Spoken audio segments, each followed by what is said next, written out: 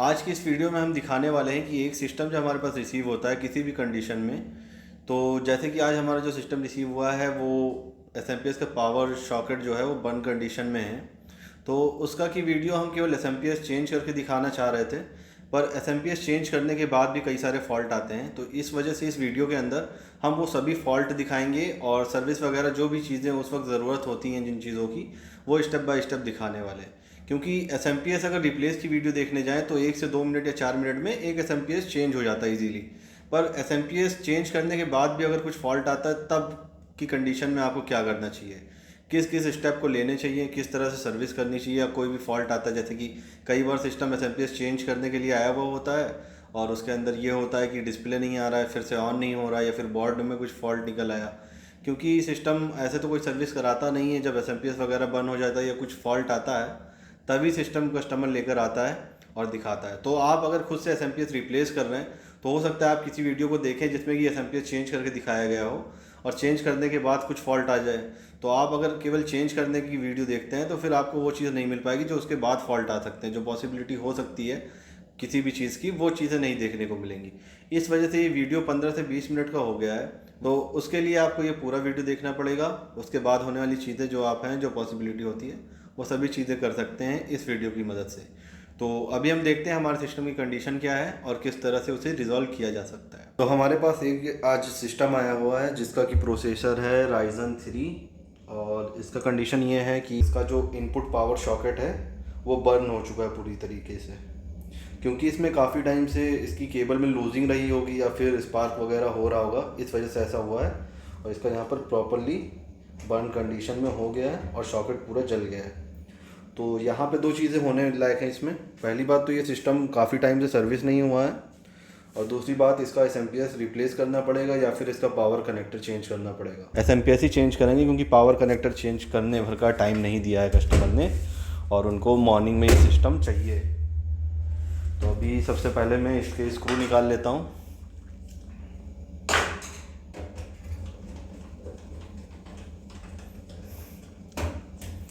एक स्क्रू लगा हुआ है, बस इसको निकालते हैं और ये खुल गया है। तो इसके फ़ैन में काफ़ी ज़्यादा डस्ट हो रखा है और मेरे हिसाब से इसकी सर्विस भी होनी चाहिए। ये काफ़ी ज़्यादा डस्ट है। सबसे पहले तो इसका एस डिस्कनेक्ट कर देते हैं। यहाँ पे ये एस हमने डिस्कनेक्ट कर दिया है बोर्ड से, और हार्ड डिस्क से भी पावर कनेक्शन निकाल देते हैं और एस से भी पावर कनेक्टर निकाल देते हैं। इसमें एस लगाने से पहले एक बार हम बाहर से एस को कनेक्ट करके पावर देंगे इसके अंदर, उसके बाद देखते हैं क्या होता है। क्योंकि डायरेक्ट लगाना सही नहीं हो सकता, अभी बोर्ड में कुछ फॉल्ट हो तो वो पहले 100% श्योर हो जाए कि केवल एस ही फॉल्टी है, उसके बाद रिप्लेस करेंगे।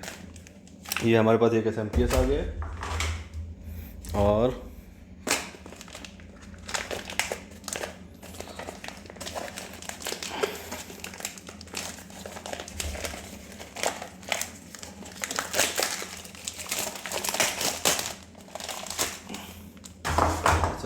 एस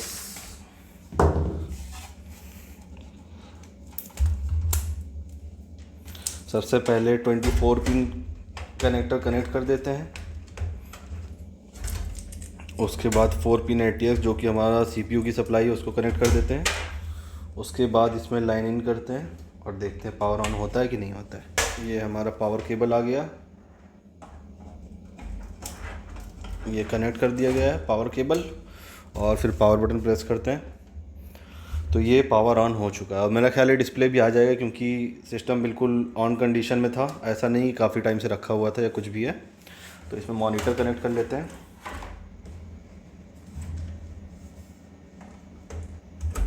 मॉनिटर हमारा HDMI कनेक्ट हो गया है।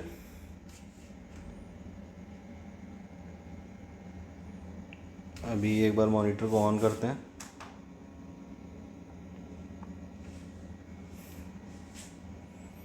खैर डिस्प्ले तो नहीं आया, हो सकता है इसकी रैम में काफ़ी ज़्यादा डस्ट है, तो एक बार रैम को क्लीन करेंगे, उसके बाद ट्राई करेंगे डिस्प्ले के लिए। सबसे पहले इसे पावर आउट करते हैं।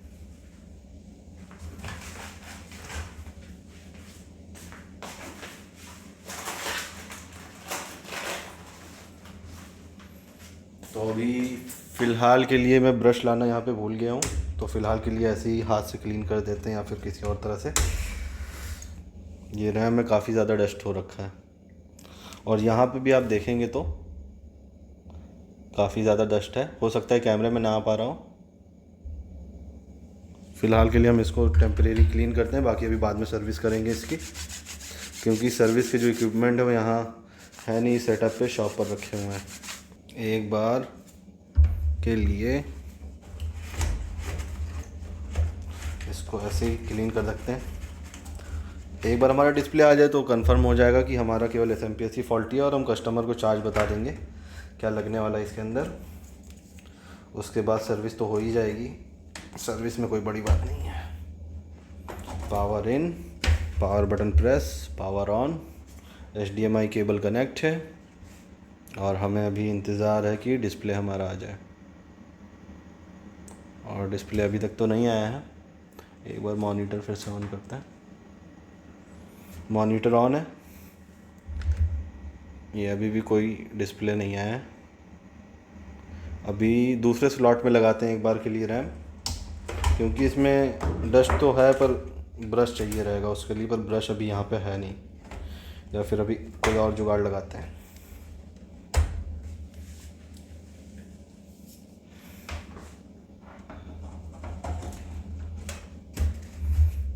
Power button press,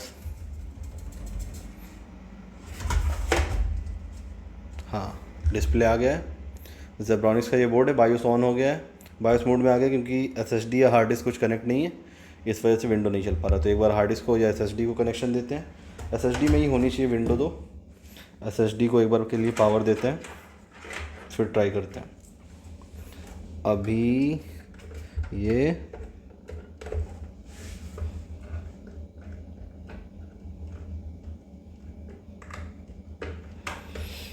SSD connect हो गई, पावर इन करते हैं और पावर बटन प्रेस करते हैं। अभी डिस्प्ले के लिए चेक करते हैं, अभी भी नहीं आया, और इसकी साटा केबल वगैरह भी यहाँ पे कुछ लूज़ लग रही है। एक बार इसको टाइट करके फिर से पावर ऑन करते हैं। ये नहीं लगी तो प्रॉपर है ना, लगी तो हुई है। SSD में भी लगी, हार्ड डिस्क में तो विंडो नहीं पड़ी है ऐसा, SSD केवल as a external drive use किया गया हो। वैसे तो ऐसा होता नहीं है, पर होने को कुछ भी हो सकता है। अभी हमने अपनी हार्ड डिस्क कनेक्ट कर ली, पावर दे दी हार्ड डिस्क को। अब एक बार पावर इन करते हैं, पावर इन कर दिया। ज़ेब्रॉनिक्स,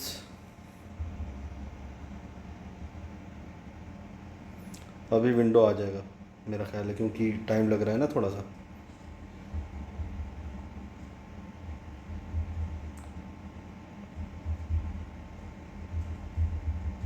हाँ विंडो ओपन हो रहा है, मतलब इसमें जो है हार्ड डिस्क में विंडो पड़ा हुआ है। SSD लगी तो हुई है, पर विंडो हार्ड डिस्क में पड़ा हुआ है। इसकी वजह से SSD लगाने कोई मतलब ही नहीं रह गया, क्योंकि ऑपरेटिंग सिस्टम अगर SSD में इंस्टॉल्ड नहीं है तो फिर स्पीड नहीं मिल पाएगी। हार्ड डिस्क में नॉर्मल स्पीड, इतनी देर में अगर SSD पे होता तो विंडोज़ ऑन हो जाती, पर क्योंकि हार्ड डिस्क में पड़ी है तो इस वजह से टाइम लग रहा है। तो इसमें हमारा जो सॉकेट बर्न हुआ था उसमें हम कनेक्टर भी चेंज करके चला सकते हैं, पर कस्टमर को अर्जेंट है तो इस वजह से हम पूरा SMPS ही चेंज कर देंगे, और 1 ईयर का वारंटी भी मिल जाएगा साथ ही साथ उनको। उसके साथ ही हम सजेस्ट करेंगे अपने कस्टमर को कि पावर केबल भी चेंज कर दें, क्योंकि इस तरह के केस में स्पार्किंग करता रहता है, केबल कहीं ना कहीं लूज़ रहती है या फिर उसके अंदर बर्न कंडीशन आ जाती है, हो जाता है। तो इस वजह से वो परमानेंट स्पार्किंग होती ही रहेगी अगर उस केबल को बार बार यूज़ किया जाएगा। तो उस केबल को अगर नहीं यूज़ करेंगे तो ही SMPS चल पाएगा। और मुझे लगता भी नहीं कि अगर वारंटी में है भी ये वाला SMPS अपना नया, तो फिज़िकल डैमेज या बर्न डैमेज वगैरह कवर होता होगा। तो इसके लिए उनको पावर केबल भी चेंज करनी होगी। बाकी अभी मेरे पास ब्रश है नहीं, इसमें बहुत ज़्यादा डस्ट वगैरह हुआ है। ये अभी इसमें प्रोसेसर निकाल के देखेंगे फ़ैन वगैरह, तो इसमें मेरा ख्याल है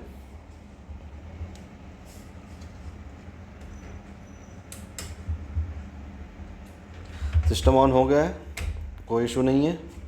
बस इसमें 2 चीज़ें करने वाली है, SMPS चेंज करेंगे, सर्विस करेंगे, और उसके बाद ही कस्टमर को सजेशन देंगे कि भैया आप जो आपका ऑपरेटिंग सिस्टम है, पहले फ़ैन का वायर डिस्कनेक्ट कर देते हैं। फ़ैन डिस्कनेक्ट हो गया है, और कस्टमर को सजेस्ट करेंगे कि भाई आप SSD में विंडो डलवाइए, देखिए कितना डस्ट है। इस वजह से सिस्टम हैंग भी करेगा, लैग करेगा, और कभी कभी तो होगा कि 1 घंटे चलने के बाद, 2 घंटे चलने के बाद बंद हो जाएगा। अभी तो सिस्टम ऑन है, फिर उसके बाद जब कूलिंग हो जाएगी, ओवर हीट जो हो जाएगा, CPU नॉर्मल कंडीशन में आएगा तब चलेगा। इस तरह से सर्विस ना कराने का नतीजा है ये। अगर यही सर्विस कराई होती तो फिर इतना अच्छा नहीं देखने को मिलता आप सभी लोगों को। तो अभी फ़िलहाल तो हम इसमें सर्विस कर देंगे, और जो भी चीज़ें हम कर देंगे, कोई दिक्कत नहीं है। एक पहला इसमें सर्विस होगी, दूसरा SMPS चेंज होगा, और तीसरा सजेस्ट करेंगे कि SSD में विंडो इंस्टॉल करवा लें, जिससे कि उनको अच्छी स्पीड मिल जाए। देखिए ओवर हीट होकर के बंद हो गया, फिर से ऑन हो गया। बहुत ज़्यादा मुश्किल से 5 से 10 मिनट चल जाएगा, उससे ज़्यादा नहीं, क्योंकि इंटेल का प्रोसेसर है, थर्ड जनरेशन का i3 है। तो ये मेरा ख्याल है 5 मिनट चल जाएगा, उसके बाद ओवर हीट होकर बंद हो जाएगा। यहीं कहीं राइजन का होता तो फिर मुश्किल हो जाती है 1-2 मिनट भी चलाने। तो अब इसका SMPS निकाल लेते हैं।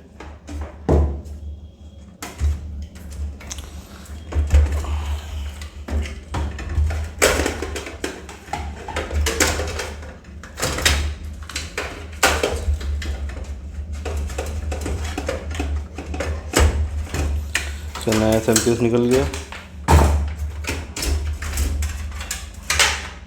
फ़ैन हटा देते हैं। फ़ैन हटाने के बाद इसका पुराना SMPS खोल लेते हैं इसमें से।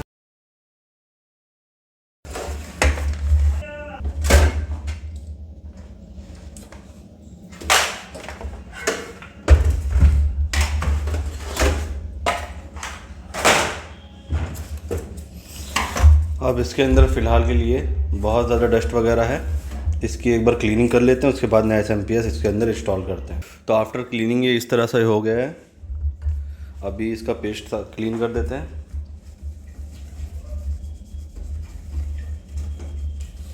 प्रोसेसर आप चाहें तो निकाल के क्लीनिंग कर सकते हैं, चाहे तो ना भी कर सकते हैं, क्योंकि अंदर के साइड डस्ट तो गया नहीं होगा, और डिस्प्ले आ रहा है तो कोई ख़ास मतलब भी नहीं है, पर चाहें तो कर सकते हैं।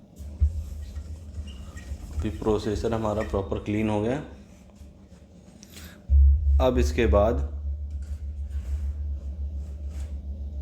हम यहाँ पे पेस्ट लगाएंगे, थोड़ा सा थर्मल पेस्ट यूज़ करेंगे। ये हमारा इंजेक्शन आ गया और थर्मल पेस्ट हो गया। इसके बाद हमारे पास बची थी रैम क्लीन कर लेते हैं, और एक बार के लिए इसका फ़ैन क्लीन कर लेते हैं, और रैम स्लॉट में ब्रश मार देते हैं। ठीक है, अभी ये अपनी रैम आ गई, रैम की क्लीनिंग हो गई, और फिर इसके बाद फ़ैन।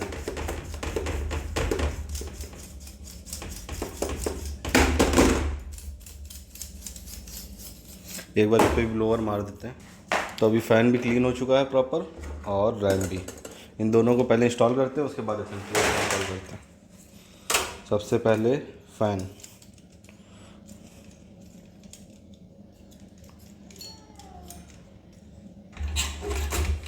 फ़ैन लगाने से पहले हमेशा सबसे पहले थर्मल पेस्ट ही लगाना है। बिना पेस्ट के अगर आप लगाएंगे तो सिस्टम ओवर हीट होकर बंद होगा।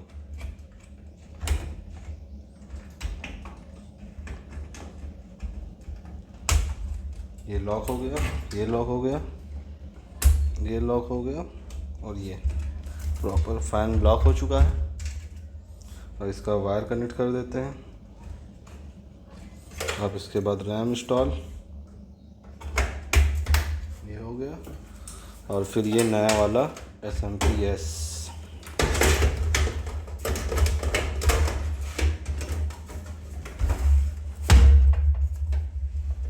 ये हमारा SMPS लग गया है यहाँ पर, नया वाला। अब इसका कनेक्शन कर देते हैं। सबसे पहले 4 पिन ATX कनेक्टर, जो कि हमारा CPU कोर का सप्लाई जनरेट करने के लिए होता है, और एक आ गया 24 पिन कनेक्टर, ये हो गया। एक चला जाता है हमारा यहाँ पे SSD के लिए पावर, और एक पावर आ जाती है हार्ड डिस्क के लिए। और फिर यहाँ पे थोड़ा वायर वगैरह मैनेज कर देते हैं।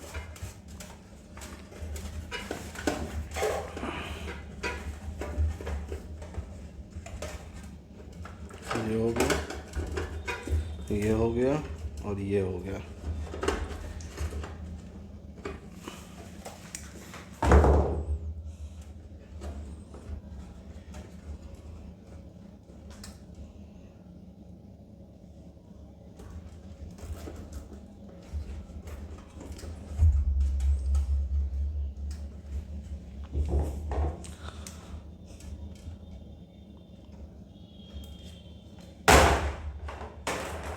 अब ये रेडी हो गया हमारा। तो एक बार इसमें पावर देते हैं और ऑन करके देखते हैं। डिस्प्ले का वेट करते हैं।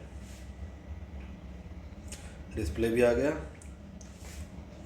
अब इसमें बस केवल हमें एक पावर केबल नहीं देनी है उनको, और सजेस्ट करना है कि SSD में विंडो इंस्टॉल करवा लें, जिससे कि उनके सिस्टम की स्पीड बढ़ जाए। नहीं तो SSD लगाने का कोई मतलब नहीं रह जाएगा, इतना स्लो चल रहा है। ठीक है, सिस्टम मेरा ख्याल है डायरेक्ट बंद हुआ लास्ट टाइम, इस वजह से ऐसा हो रहा है। बाकी सिस्टम वर्क करेगा प्रॉपर। इंटर प्रेस करके कंटिन्यू करते हैं इसको।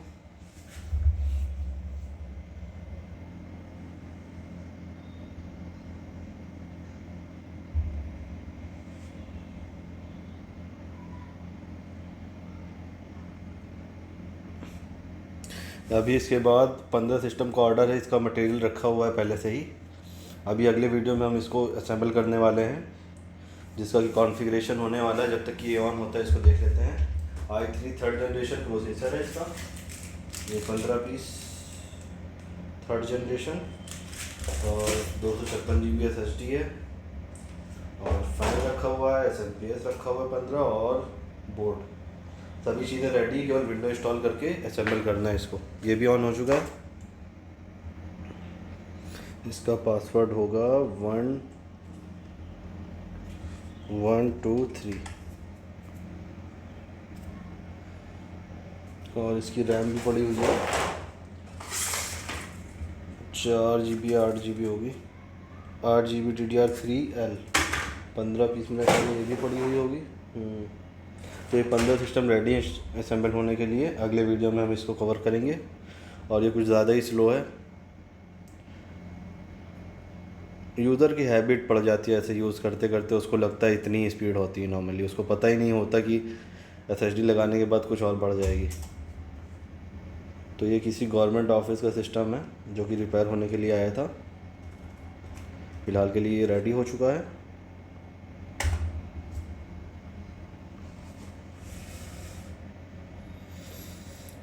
तो इस वीडियो को यहीं पर ख़त्म करते हैं और मिलते हैं अगले वीडियो में।